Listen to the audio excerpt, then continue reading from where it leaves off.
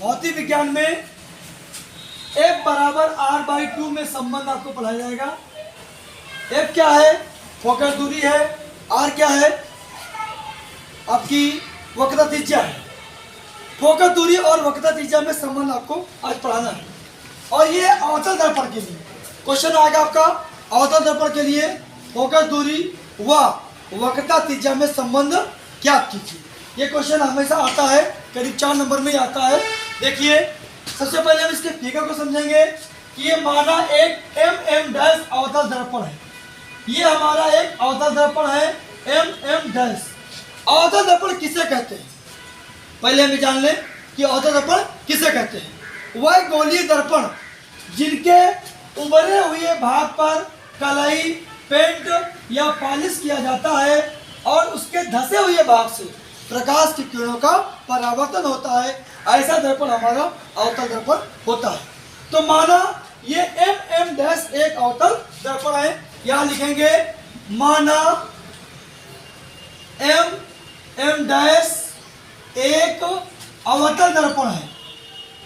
अवतल दर्पण है जिसका ध्रुव P है।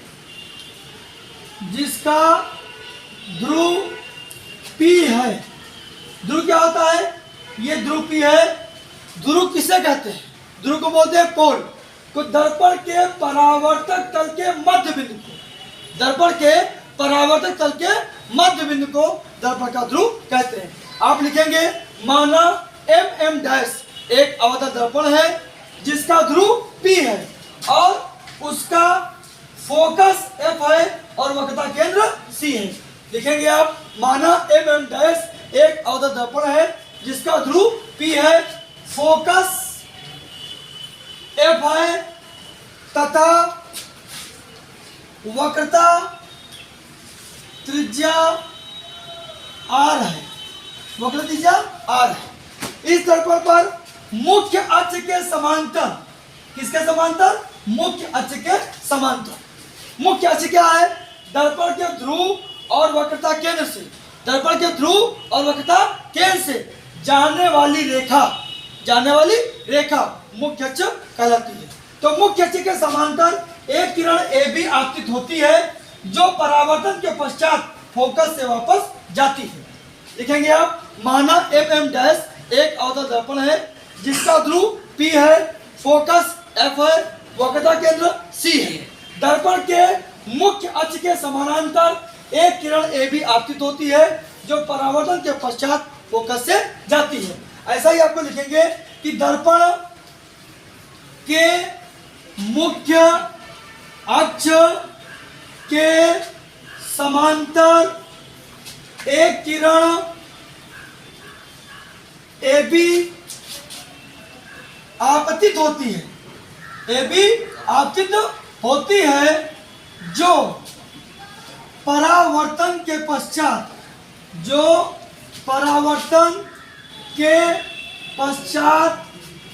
फोकस से वापस आती है। फोकस से वापस आती है। तो अब क्या हो जाएगा? इसमें जो AB है यह आपतित किरण हो जाएगी। AB क्या है? AB हमारी आपतित किरण हो जाएगी। और जो ये B और F है ये हो जाएगी परावर्तित किरण। तो BF हो जाएगी परावर्तित किरण। AB आपतित किरण और BF परावर्तित किरण। अगर हम B और C को मिलाएं तो यह अभिलंब का कार्य करेगा। यानी जो BC है वह है अभिलंब। क्या है? अभिलंब। तब आप देखते हैं कि AB आपतित किरण है, BF परावर्तित किरण है, BC अभिलंब है। तो आपतित किरण, परावर्तित किरण और अभिलंब ये तीनों एक ही तल पर स्थित हैं। तब ये परावर्तन के नियम से ये जो कोण ABC बनेगा, यानी इसको अगर पूरा कर दें ये कोण हमारा आपतन कोण होगा। तो देखोगे कोण ABC ये हमारा आपतन कोण है। कौन सा कोण है? आपतन कोण। और कोण CBF यानी ये वाला कोण, तो कोण CB बी एफ परावर्तन कोण है। कौन सा कोण है? परावर्तन कोण। क्योंकि हमारी आपतित किरण, परावर्तित किरण और अभिलंब तीनों एक ही तल में है, ऐसे में परावर्तन के नियम के अनुसार जो ये आपतित किरण अभिलंब के बीच का जो कोण बनता है वो आपतन कोण होता है, और अभिलंब व परावर्तित किरण के जो बीच का कोण होता है वो परावर्तन कोण होता है। और परावर्तन के नियम से, परावर्तन का नियम क्या है कि आपतन कोण सदैव परावर्तन कोण के बराबर होता है, अर्थात कोण ABC बराबर कोण CBF, ये समीकरण 1 हो जाएगी। ये परावर्तन का नियम है दूसरा वाला कि आपतन कोण सदैव परावर्तन कोण के बराबर होता है। अब इसके बाद आएंगे, चूंकि AB किरण, जो आपतित किरण AB है वो मुख्य अक्ष के समांतर है, तो उसको लिख सकते हैं AB पैरेलल टू PC। जो AB है ये आपतित किरण है, PC है मुख्य अक्ष है, ये दोनों एक दूसरे के समांतर है। वो जो BC है, BC तिर्यक रेखा, BC तिर्यक रेखा इन्हें मिलाती है, BC तिर्यक रेखा इन्हें मिलाती है। तो क्या होगा, हम जानते हैं अगर कोई दो रेखाएं समांतर हैं और उनको कोई तिर्यक रेखा मिलाती है तो जो ये कोण होते हैं आपस में बराबर होते हैं, ऐसे कोणों को एकांतर कोण कहते हैं। इसका मतलब ये वाला कोण और ये वाला कोण आपस में बराबर होगा, ऐसे कोण एकांतर कोण कहलाते हैं। इसका मतलब कोण ABC बराबर है कोण BCF, कोण BCF समीकरण 2 हो गया। देखिए कोण ABC ये आपतन हो गया, BCF ये वाला कोण हो गया, ये दोनों आपस में बराबर है। ये क्यों बराबर है? क्योंकि ये एकांतर कोण है। कौन सा कोण है? एकांतर कोण है। एकांतर कोण आपस में बराबर होते हैं। अब समीकरण 1 को ले लें, समीकरण 2 को ले लें। समीकरण 1 का लेफ्ट साइड, समीकरण 2 का लेफ्ट साइड, देखिए सेम है कि नहीं है? जब दो समीकरण के लेफ्ट साइड बराबर है तो राइट भी आपस में बराबर होंगे। इसका मतलब कोण CBF बराबर कोण BCF, ये हमारा बराबर हो जाएगा। इसका मतलब ये कोण और ये कोण आपस में बराबर होंगे, क्योंकि ये कोण पहले से बराबर है और ये वाला कोण इस कोण के बराबर है, तो ये दोनों कोण आपस में बराबर हो जाएंगे।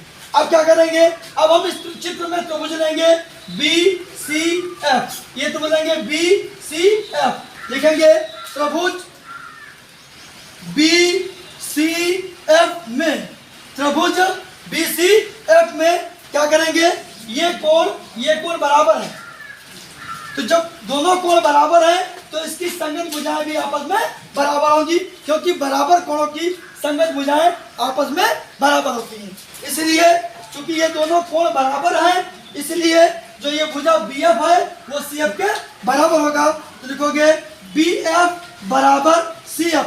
क्यों बराबर होंगी? तो लिखेंगे आप बराबर कोणों की संगत भुजाएं हैं, बराबर कोणों की संगत भुजाएं हैं, इसलिए दोनों भुजा आपकी बराबर हो जाएगी। अब क्या करेंगे इसके बाद, अब हम लिखेंगे जो ये दर्पण है इसका द्वारक बहुत छोटा है, लिखेंगे चूंकि दर्पण का द्वारक बहुत छोटा है, अतः जो बिंदु B है वो P के बहुत समीप होगा, बिंदु B P के बहुत समीप है, बिंदु B P के बहुत समीप है। तो जब ये B बिंदु P के बिल्कुल समीप होगा तो जो ये BF है और जो PF है ये दोनों भुजाएं आपस में बराबर होंगी, क्योंकि दर्पण का द्वारक बहुत छोटा है, ऐसे में ये वाला बिंदु बिल्कुल इसके पास होगा, तो ऐसे में ये दूरी और ये दूरी आपस में बराबर होगी। तो लिखोगे इसलिए BF बराबर CF हो जाएगा, सॉरी BF बराबर PF हो जाएगा, BF बराबर ये हमारा PF हो जाएगा। हम BF बराबर CF इसको समीकरण 3 कहेंगे और PF बराबर PF इसको समीकरण 4 कहेंगे। अब हम लिखेंगे कि समीकरण 3 व 4 से, 3 4 में क्या है, 3 का लेफ्ट और 4 का लेफ्ट सेम है, इसलिए दोनों के राइट भी सेम हो जाएंगे, इसलिए हो जाएगा CF बराबर ये हमारा PF हो जाएगा, CF बराबर PF के हो जाएगा, यानी ये भुजा और ये भुजा हमारी बराबर हो गई। अब आइए हम लिखेंगे वक्रता त्रिज्या, वक्रता त्रिज्या जिसको लिखेंगे हम पीसी से। ये पीसी जो ये दूरी है ये हमारी वक्रता त्रिज्या है। इसको दो खंडों में लिख सकते हैं, पीएफ और प्लस सीएफ। तो इसको लिखेंगे पीएफ और प्लस सीएफ हो जाएगा, पीएफ प्लस सीएफ हो जाएगा। क्योंकि हमारा यहाँ पर जो सीएफ है वो पीएफ के बराबर है, तो इस सीएफ की जगह पर हम पीएफ लिख सकते हैं। तो ये पीसी बराबर आएगा पीएफ प्लस पीएफ, ये पीएफ पीएफ जुड़ जाएगा तो ये पीसी बराबर 2pf आएगा। पीसी क्या है? वक्रता त्रिज्या है जिसको हमने आर माना है, तो ये हमारा आर आ जाएगा। और बराबर 2 पीएफ क्या है? फोकस दूरी है जिसको हमने एफ माना है। तो यहाँ पर ये अगर 2 को इधर बैठेंगे तो ये एफ बराबर r/2 हो जाएगी, एफ बराबर r/2 हो जाएगा। अर्थात फोकस दूरी वक्रता त्रिज्या की आधी होती है, ऐसा हमारा इससे सिद्ध हो जाएगा। ये आपका एफ बराबर r/2 हो जाएगा।